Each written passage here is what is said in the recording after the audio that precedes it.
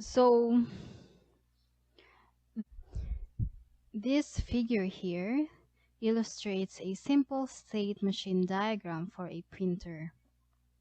So because it is a little easier to learn about state machine diagram by using tangible items. So let's start with a few examples of a computer hardware. Let's think of a printer.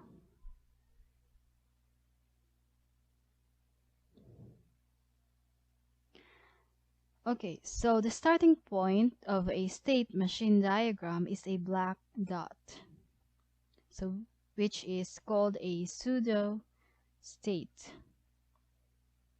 So it denotes the start of the state machine behavior for this object. So the first shape after the black dot is the first state of the printer. So in this case, the printer begins with the off state. So this is the first state. Because it's as long as you're not turning the button on, then it is in the off state. So this is the button.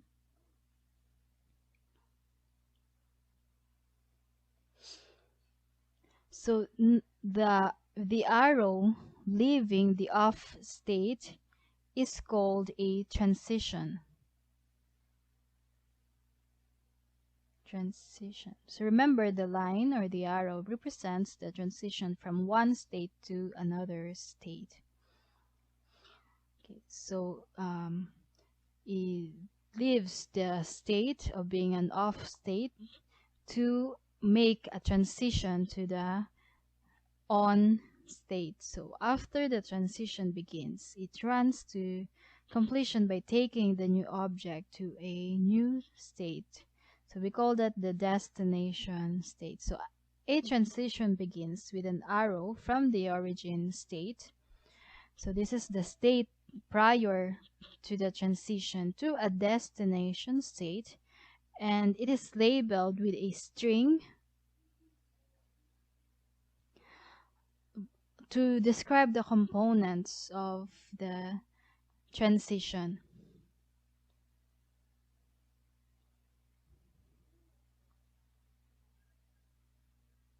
So the label,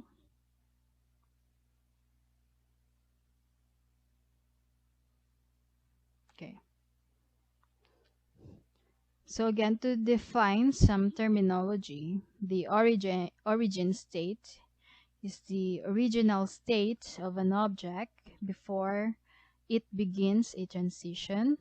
Destination state, it is the state to which an object moves from after completing a transition, and a pseudostate, it is the starting point in a state machine diagram denoted by a black circle. So going back to our example, we say that after as we transition to another state, so there should be a label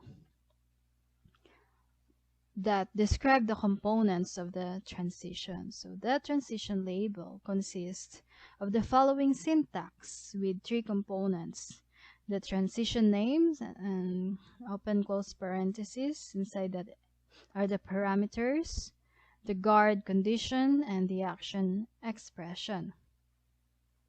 So in this figure, the transition name is on button push. So this is the transition name. The transition is like a trigger that fires or an event that occurs. Remember our printer. So when you click this button, the on button, so when the on button is pushed, so that's when the on state will happen. So the next part of the statement is the guard condition. So inside this symbol, okay, so So since there are no parameters that are being sent to the printer, so the parentheses are left off, so we didn't include any parentheses here and parameters here. And next is the guard condition here, which is safety, cover, close. So for the transition to fire, the guard must be true. The condition must be true. Meaning to say that the safety cover is closed, so this must be true for you to push the button. And then the backslash divides the firing mechanism from the actions or processes. So this is the action expression. In this case, run, start up.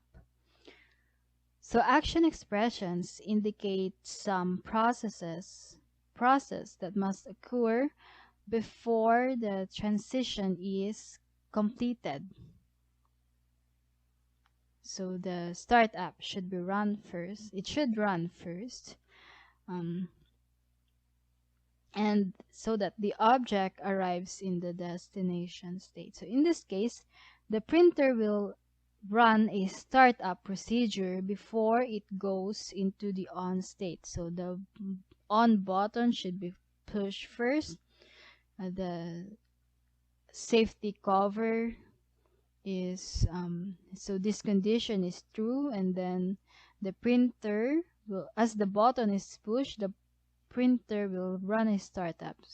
So we can say that it has arrived to the destination state, which is the on state.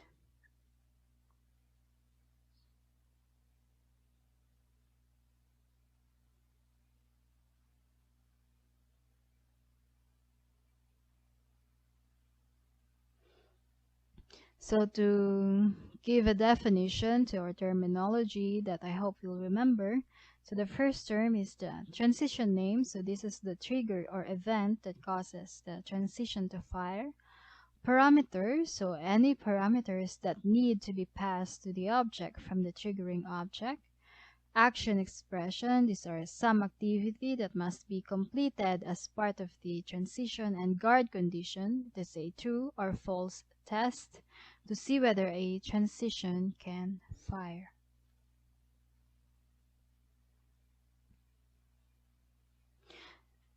So the guard condition, it's like it is a qualifier or a test on the transition, and it is simply a true or false condition that must be satisfied before the transition can fire. For a transition to fire, so first the trigger must occur, and then the guard condition must evaluate to true. Sometimes a transition has only a guard condition and no triggering event. So in that case, the trigger is considered to be constantly firing, and whenever the guard becomes true, the transition occurs.